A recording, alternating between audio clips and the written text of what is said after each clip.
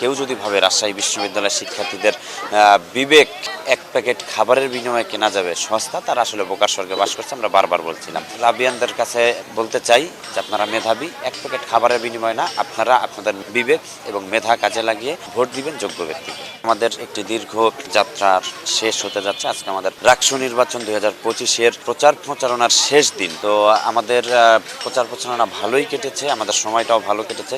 প্রার্থীদের সাথে, ভোটারদের সাথে আমাদের কিন্তু একটি সৌহার্দ্যপূর্ণ আচরণ তৈরি হয়েছে, আমাদের সৌহার্দ্যপূর্ণ সম্প্রীতির সম্পর্ক তৈরি হয়ে গেছে। তবে কিছু বিচ্ছিন্ন ঘটনা ঘটেছে।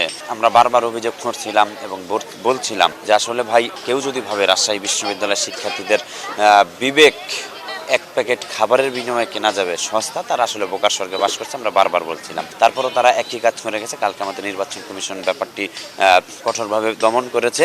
তো আমরা রাবিয়ানদের কাছে বলতে চাই যে আপনারা মেধাবী, এক প্যাকেট খাবারের বিনিময়ে না, আপনারা আপনাদের বিবেক এবং মেধা কাজে লাগিয়ে ভোট দিবেন যোগ্য ব্যক্তিকে। বাছাই করা আলু আর স্পাইসি সিজনিং এ প্রাণ পোটাটা চিপস নাকি বিস্কিট খেয়ে বোঝে নাও।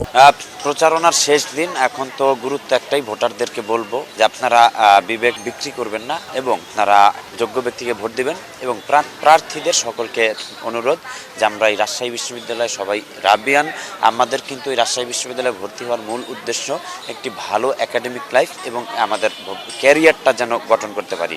তো প্রার্থীদেরকে অনুরোধ করব আপনারা এরকম পরিবেশ বজায় রাখবেন, রাকসুর পরেও সকলে মিলে আমরা একসাথে বজায় রাখবো, যেন আমাদের শিক্ষার্থীরা একটি সুন্দর সুষ্ঠু পরিবেশে, শিক্ষার্থী বান্ধব পরিবেশে তাদের একাডেমিক জীবন শেষ করে একটি উজ্জ্বল ভবিষ্যৎ এখান থেকে গড়ে নিতে পারে। আমরা সকলে যাতে একসাথে তাদেরকে সাহায্য করতে পারি। পরিবেশ আলহামদুলিল্লাহ এখনো ভালো, যদিও তারা কিছু কিছু জায়গায় দেখা যায় যে আচরণবিধির ভঙ্গ করেও তারা বড় বড় বিলবোর্ড, ফেস্টুন টানাচ্ছে।